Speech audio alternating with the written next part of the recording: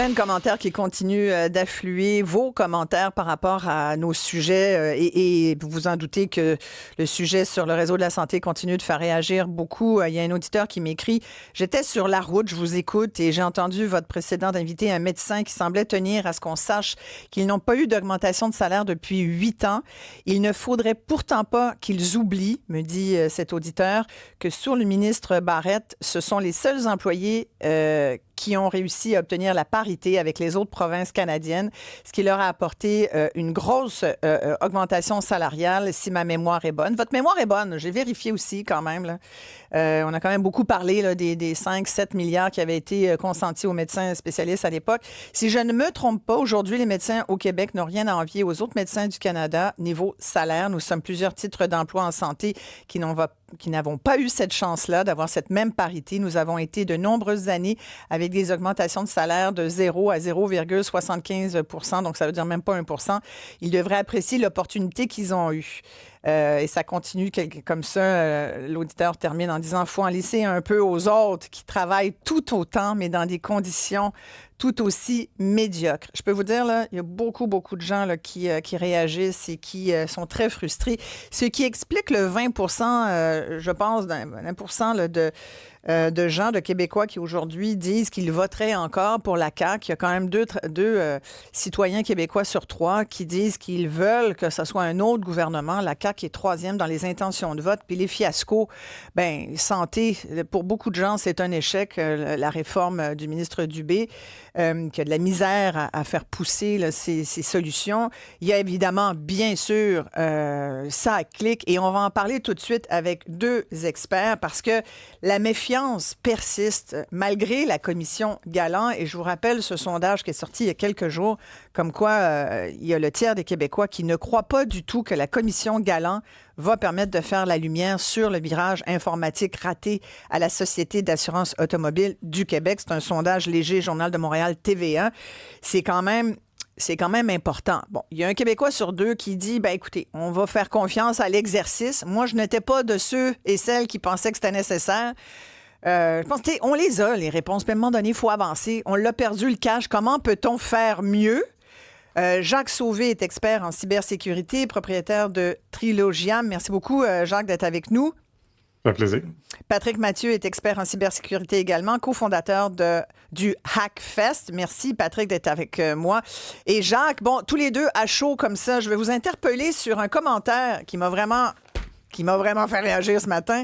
Un ex-président du conseil d'administration de la SAC, pas le dernier, là, celui qui était là en 2013 puis 2016, M. Guy Morneau, qui disait, des fois, là, quand on y pense, là, les budgets d'exploitation de la SAC, c'est quoi? Là? Il dit, alors je le cite, il dit, les frais de gestion, quand bien même ça coûterait 50 millions, 100 millions, 200 millions de plus, là, il dit, c'est pas ça qui va arrêter la Terre de tourner. Et là, moi, petite contribuable ordinaire, là, qui n'arrête pas de payer des impôts, comme le citoyen qui nous écoute, je me dis, voyons que 200 millions, tu trouves que ça n'arrêtera pas la Terre de tourner. C'est sûr que la Terre continue de tourner, mais on peut-tu avoir du respect pour le monde?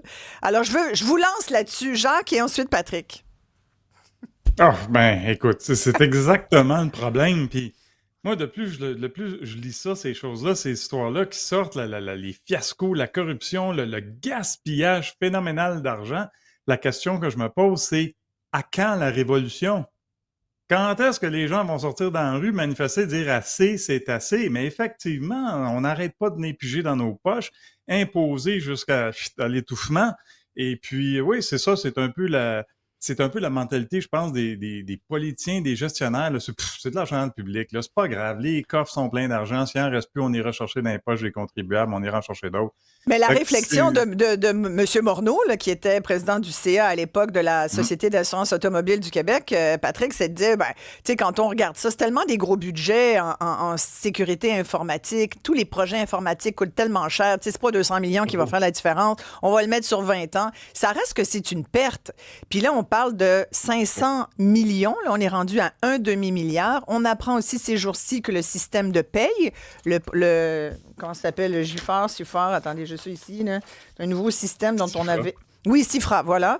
Là, on nous dit c'est peut-être la prochaine affaire pharaonique, CIFAR, le projet CIFAR, qui doit permettre la centralisation des systèmes de finances, de la paye, de la chaîne d'approvisionnement logistique, l'équipement médical, la gestion des ressources humaines, y compris la confection des horaires. Apparemment, ce projet-là, qui est aussi fourni par le groupe LGS, là, comme pour le projet SACLIC, qui est une branche d'IBM, et ça a l'air que ça aussi, ça pourrait être un autre fiasco. Il y a déjà des dépassements. Fait, comment vous voyez ça, Patrick, là-dessus? Ben, en fait, si on revient à l'ancien PDG, je veux dire, il prône l'incompétence. Il a mis en place un système qui permet de ne pas avoir d'imputabilité. C'est vraiment désolant de voir qu'un ancien gestionnaire d'une de nos agences gouvernementales dit que l'argent n'a pas d'importance. Et si, admettons que c'était vrai, que l'argent n'a pas d'importance, le système serait parfait. Donc, tu sais, il y a une balance à avoir dans ça. Là, le problème qu'on voit, comme vous venez de dire, on fait les mêmes erreurs avec les mêmes entreprises, avec les mêmes types d'appels d'offres qui vont avoir le même résultat. Je veux dire, LGS sont pas illégales, là. Ils abusent le concept des appels d'offres offerts par le gouvernement du Québec, qui sont mal faits, tout simplement. Faut que ça change. Le fait que la SAC ait permis à LGS de dire vous allez créer l'appel d'offres, puis LGS gagne l'appel d'offres. Déjà là, c'est terrible. Si vous aidez à créer, vous devez être hors jeu, direct en partant. Mais pas juste ça, je veux dire, ils ont créé un mauvais système là. Pourquoi on les réutilise ailleurs? Je veux dire, passez-vous le message. Puis le message est passé pas mal dans les nouvelles depuis quelques années, là.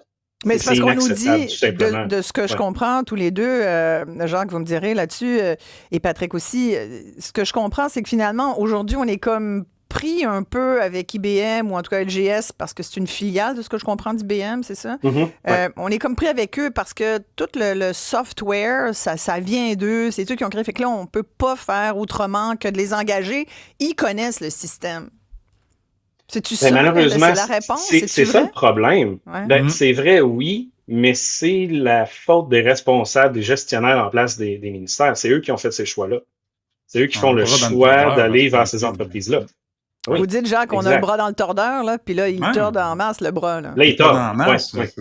C'est désolant de voir ce que le groupe LGS a fait avec la SACLIC, puis là, on va leur donner la paye pour la santé. Fait que c'est comme si on n'a rien appris, là.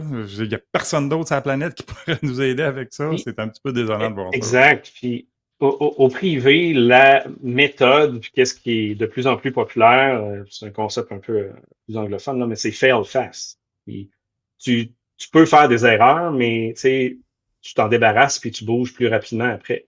Là, on fait Tu des tires la erreurs, corde on plus les vite. approuve Ouais. pas, il n'y a pas d'imputabilité, puis on continue à faire des erreurs. La même erreur. Tu sais, tous les gestionnaires en place, là, on parle de la commission, ils vont dire, bah, c'est ça la cause, blablabla. Mais les causes sont déjà connues. La commission, elle va changer quoi? Les causes sont déjà là. Et la cause, Ce qu'il faut, c'est c'est des l'incompétence des gens en réactions. place. C'est quoi la cause? Mettons, vous dites, on Il y connaît en a déjà la beaucoup. réponse de la commission Galland. C'est quoi la réponse? Il y a beaucoup de mauvais choix depuis une dizaine d'années qui est fait. Puis même avant ça, si on retourne, tu sais, c'est des vieux systèmes qui n'ont jamais été entretenus.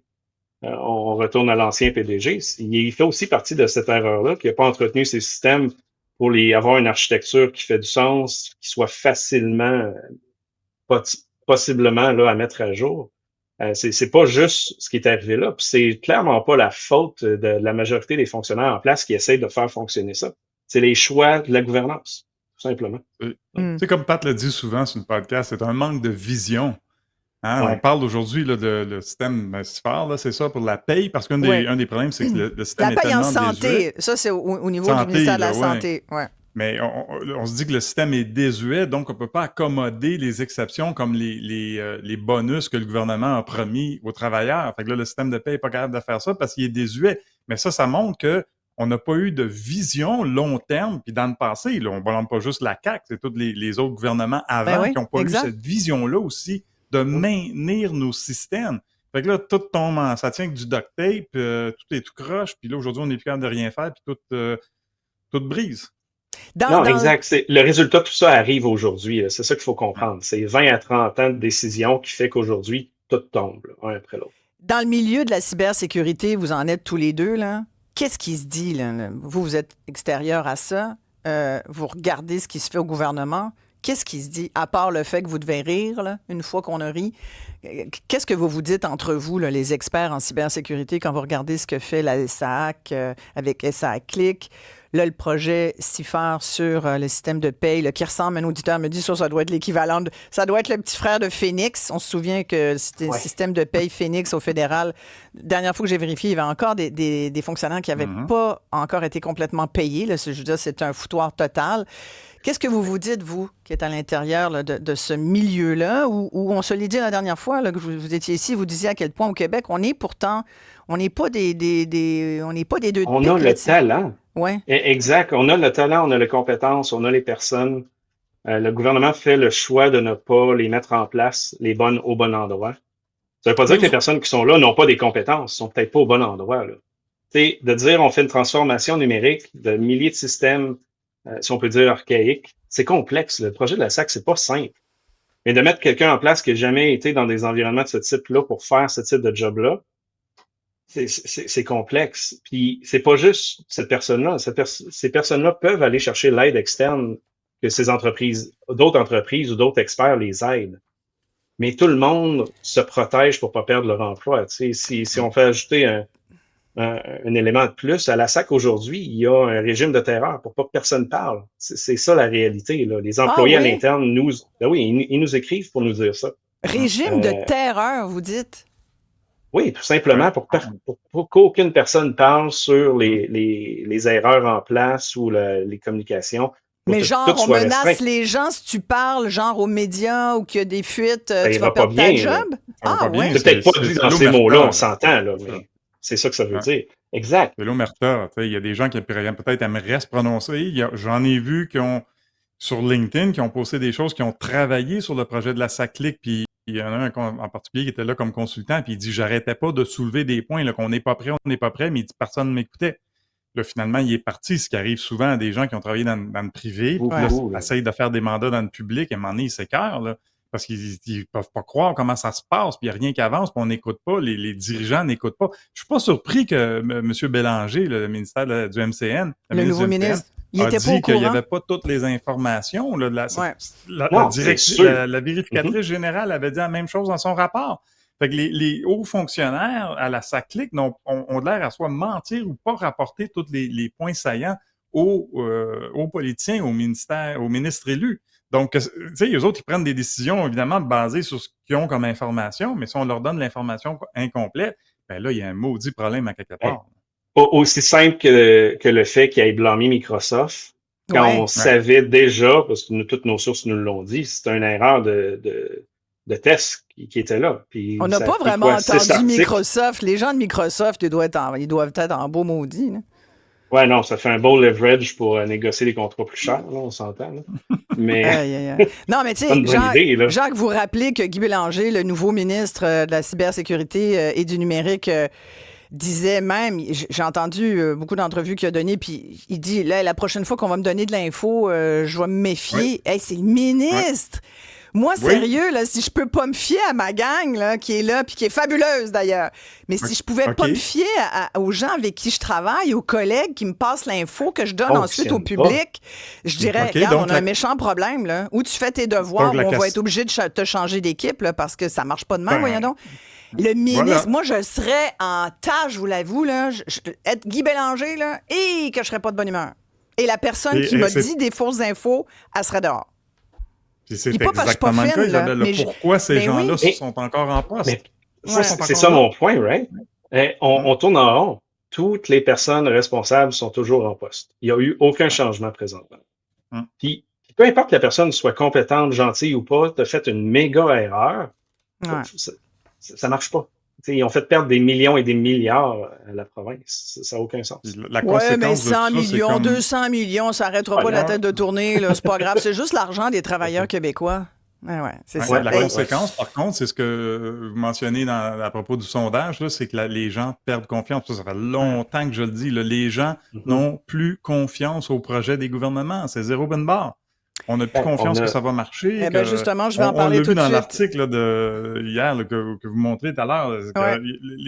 Les besoins ont mal été évalués. Pourquoi? C'est tout le temps le cas. Les Ouais. besoins ont mal été évalués. Voyons. Et je vais poursuivre après la pause, justement, avec notre analyste politique, Marc-André Leclerc. On va parler là, du manque de confiance, complètement de la fuite là, des électeurs de la CAQ. Jacques Sauvé, Patrick Mathieu, expert en cybersécurité. Merci d'avoir pris le temps, tous les deux. Merci. Quand même pas rien, là, ce qu'ils nous disent. Omerta, là, des gens qui veulent parler, mais qui parlent pas. Restez là. On va parler avec Marc-André tout de suite après.